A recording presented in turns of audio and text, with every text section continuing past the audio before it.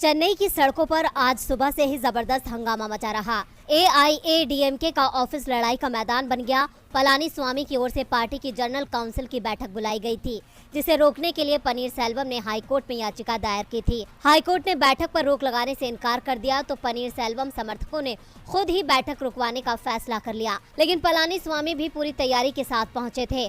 Court का फैसला आने से पहले ही पार्टी कार्यालय के बाहर दोनों ही गुट आपस में भिड़ गए। हंगामे के बीच पनीरसेल्वम समर्थकों ने पार्टी कार्यालय का गेट तोड़ दिया। जमकर नारेबाजी की गई। पार्टी कार्यालय के बाहर हंगामा मचा रहा तो अंदर बैठक की कार्रवाई चलती रही। दरअसल एआईएडीएमके में जयललिता के जाने के बाद से ही नेतृत्व को लेकर विवाद चल रहा है, जिसमें एक गुट पनीरसेल्वम का है तो दूसरा पलानीस्वामी का। अभी पार्टी में दोहरी नेतृत्व संरचना लागू है, यानी दो लोग पार्टी का नेतृत्व कर रहे थे, लेकिन पलानीस्वामी चाहते थे कि पार्टी पहले की तरह काम करे। उनकी ओर से सिंगल लीडरशिप की मांग की गई और इसी के लिए पार्टी की जनरल काउंसिल की बैठक बुलाई गई थी।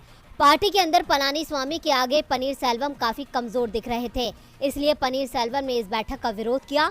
उनके विरोध के बावजूद बैठक हुई। पार्टी की जनरल काउंसिल की बैठक में पलानीस्वामी को पार्टी का अंतरिम महासचिव चुन लिया गया। इसके साथ ही पार्टी में महासचिव पद को दोबारा शुरू करने के प्रस्ताव पर भी मोहर लगा दी गई। जाहिर है कि जल्द ही पलानीस्वामी पार्टी के महासचिव भी चुन लिए जाएंगे। इसके साथ ही पार्टी में अब दोहरा नेतृत्व खत्म कर दिया गया है। बैठक में ओ पनीरसेल्वम को पार्टी से बाहर निकालने का प्रस्ताव भी पास किया गया। उनसे पार्टी कोषाध्यक्ष पद की जिम्मेदारी भी वापस ले ली गई है। पनीरसेल्वम समर्थकों पर भी कार्रवाई की गई है। इसके बाद ये दावा किया जा रहा है कि जल्द ही एआईएडीएमके में विभाजन हो सकता है।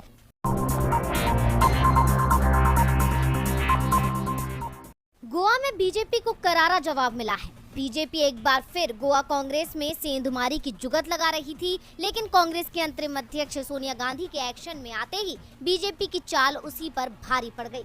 कांग्रेस में फूट डालने के आरोप झेल रहे पूर्व मुख्यमंत्री दिगंबर कामत ने साफ कर दिया है कि वो कांग्रेस में ही है। साथ ही उन्होंने अपने ऊपर लग रहे आरोपों पर दुख जाहिर किया। उधर विपक्ष के नेता पद से हटाए गए कांग्रेस विधायक माइकल लोबो ने भी कहा कि वो कांग्रेस के साथ हैं। उन्होंने कहा कि कांग्रेस के सारे विधायक एकजुट हैं और दल बदल का सवाल ही नहीं है। हम कांग्रेस के टिकट पर जीते हैं और पार्टी के साथ हैं।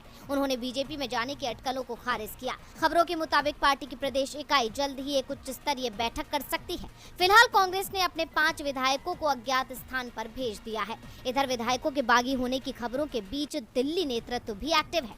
सोमवार को पत्रकारों से बातचीत के दौरान कामत ने कहा कि उन्होंने पार्टी के प्रदेश प्रभारी दिनेश गुड्डू राव से जुड़ा एक वीडियो देखा, जिसे देखकर उन्हें दुख हुआ। उन्होंने कहा, मैं हैरान और स्तब्ध हूँ। इससे मुझे शब्दों से परे दुख पहुंचा है। दिनेश राव शनिवार रात को मेरे घर पर थे। मैंने उन्हें तब अपने मत के बारे में बताया था।